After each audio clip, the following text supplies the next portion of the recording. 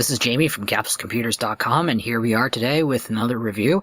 Today we've got the Skullcandy PLYR2 wireless gaming headset. This is a stereo headset that works with the Xbox, PC, and the PlayStation 3 systems.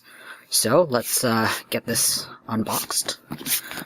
Unfortunately, in shipping, the box got a little dinged up, but thankfully it wasn't too bad. There we go. So, pretty much the same packaging as the older, well, not really older, but the wired version of the Slayers we reviewed a little while back. So, here we go. PLYR2, the manual, and here we have it. This is the headphones. Today we have them in white. You can see the volume control and the game switch. This is the power button. It's about, I'd say, about the same size as Slayer's, which is a little small, but we'll see how the size affects in our review. And here we have the base station and the cables. So let's skip ahead and proceed with the review. And we're back. Alright, I've had some pretty good hands-on time to check out the Skullcandy PLYR2, and here's my review. First off, let's just start with the physical parts of it. Considering this is a wireless, this is actually pretty light. It's not as heavy as I expected it would be. It's actually, I don't think about maybe a little bit heavier than the Astro A40 headset, which are pretty hefty. My big concern is the ear cups are very small. People with large ears are probably going to have these used as on-ear headsets versus over-ear headsets. I know I handed these around and some people were complaining that there was a lot of pressure, downwards pressure.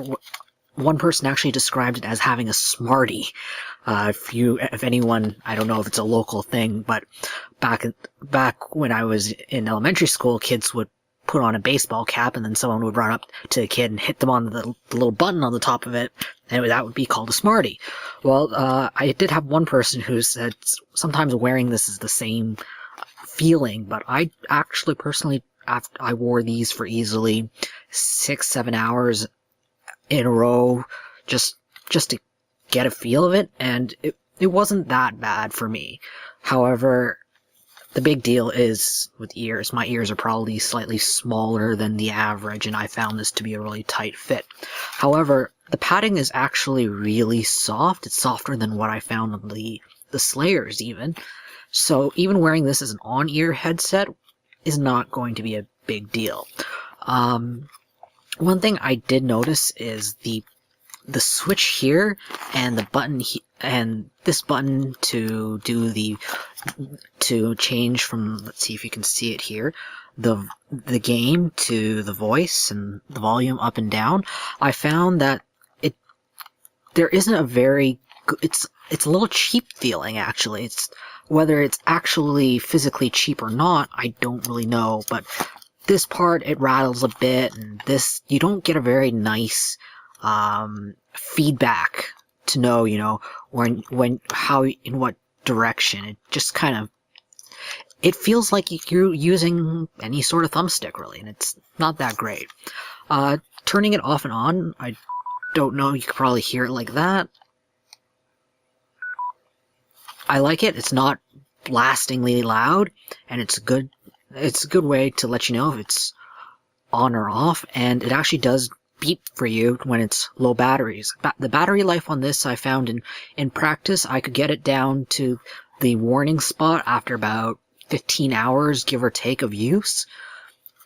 So really, if you charge these every night, you're going to be okay. I highly doubt you're going to run out of juice until maybe the end of the battery life. I did find that wearing this headset while the batteries are being charged, you have to put it in here.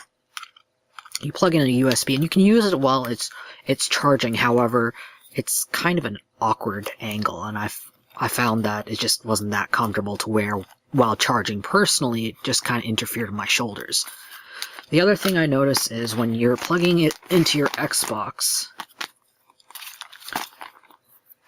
you plug the chat cable like this right in here, and then the other end of this chat cable, you have to mind the tangle of wires. I wanted to show you all the wiring that came with the base station.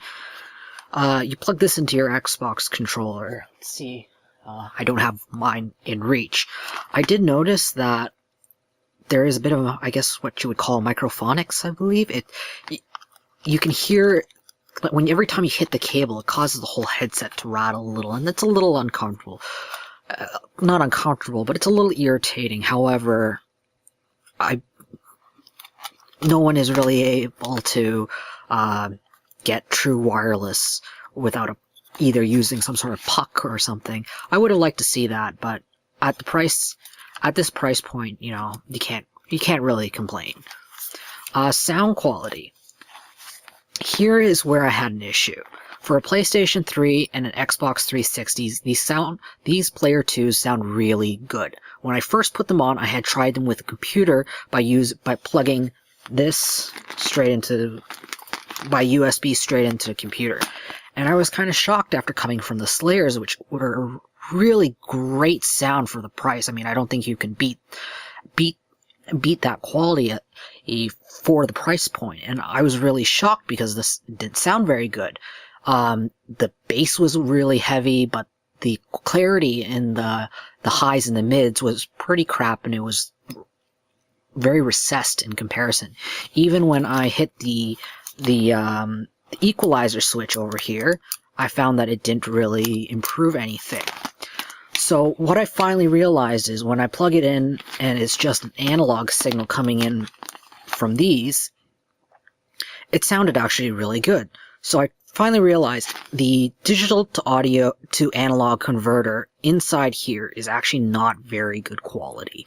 I would say it's fine for using voice chat, but if you're using this strictly as a PC headset, you're going to need to have some sort of, you're better off getting some extra cables and just turning a 3.5mm plug into some RCA outs to have this pick it up, and use the USB strictly for voice chat. Then that way you can actually use the control between voice and game and balance it out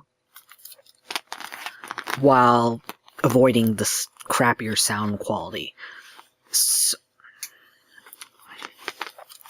But overall, once I actually started using an analog signal coming into this, I was really impressed with the sound quality. It did sound equal to this. It was pretty close, if not equal, to the Slayers. And for a wireless headset, I was actually pretty impressed. I was rather blown away. Being this is wireless, I did have to decide. I decided to test exactly how far these would pick up and if there was going to be any signal degradation.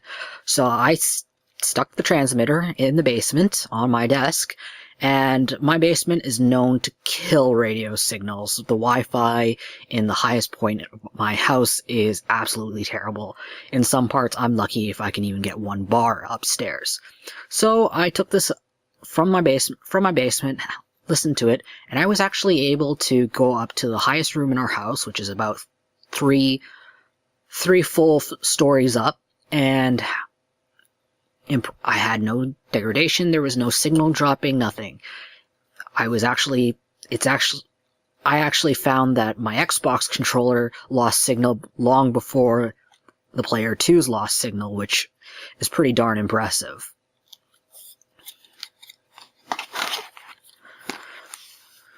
So overall, things I like about this headset: the signal quality is good, the sound quality is very good, and it's incredibly light. Things I don't like about this headset, sometimes there's just not very good feedback here about when it's going up and down.